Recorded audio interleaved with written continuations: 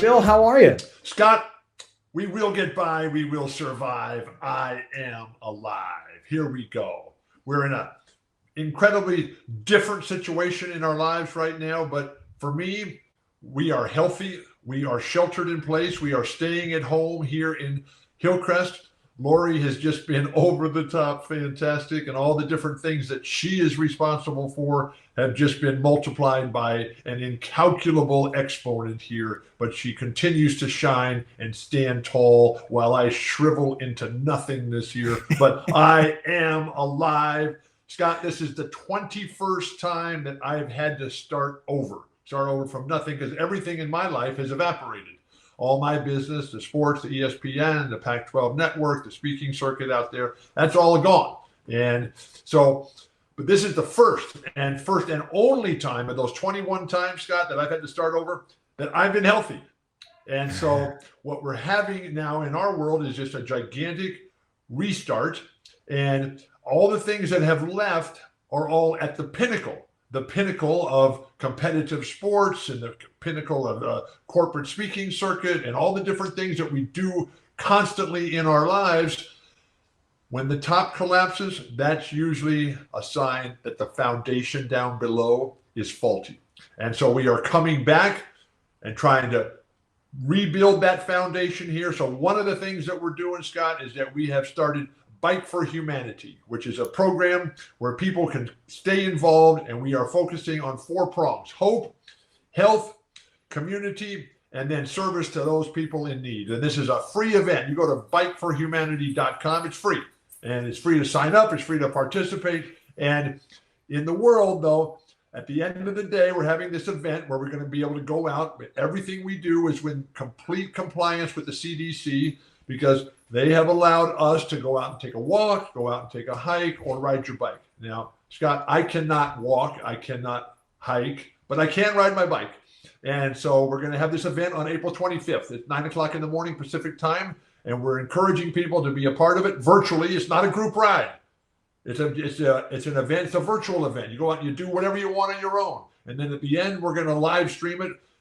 We're going to start at 9 o'clock. At 1 o'clock, we're going to have a live stream of the whole situation and just have a grand celebration of life. And then at the end of the day, if you want to contribute to the people who need the help the most right now, because what we're focusing on in the service of need is feeding people, and that's feeding America. And Father Joe's a stalwart of everything good. And then the healthcare that people need to have, and then the healthcare workers who are risking their lives. Scott, it's been absolutely incredible to witness these healthcare people who are just volunteering to go right to the hot spots around the world and say, we're going to get in this and we're going to do whatever we can to make it happen. But they don't have the equipment.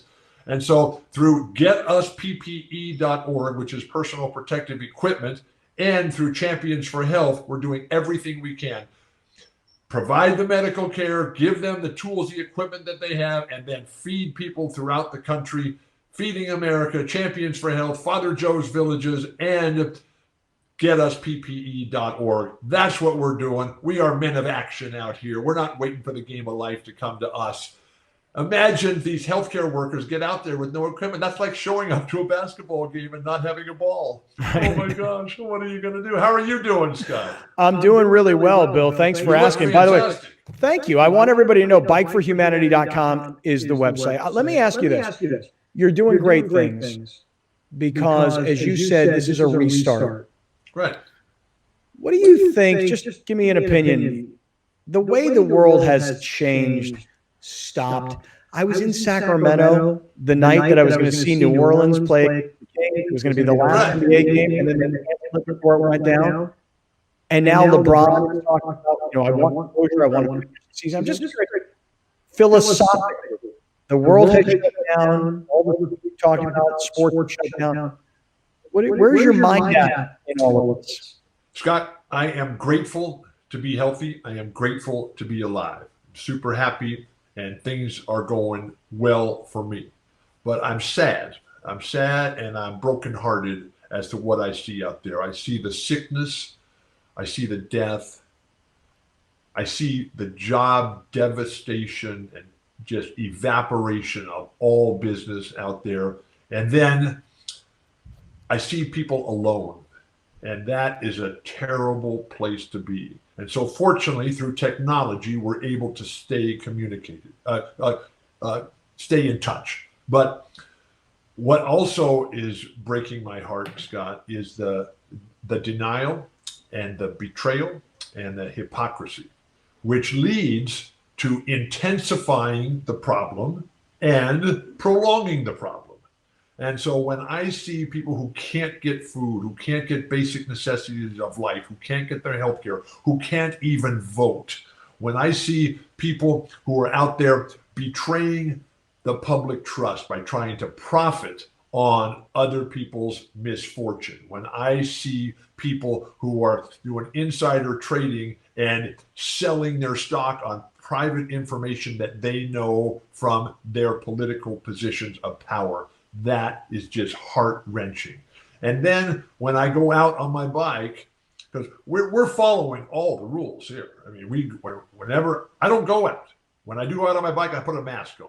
But I have my helmet and all my other bike gear on, my lights. But when I see the people out there carrying on like there's no problem, carrying on by playing pickup basketball with a whole bunch of guys at the park, or going to the beach with a huge horde of young people. I mean, I'm not sure what they're thinking here. And this massive reset that we are undertaking right now, this is going to take everything and everybody to do whatever it takes to get the job done. And then as we are slowly able to get started, this is not going to be just like turning on a switch and somebody says, okay, everything is fine again. No, success comes from small incremental steps. And those incremental steps have to be undertaken by everyone.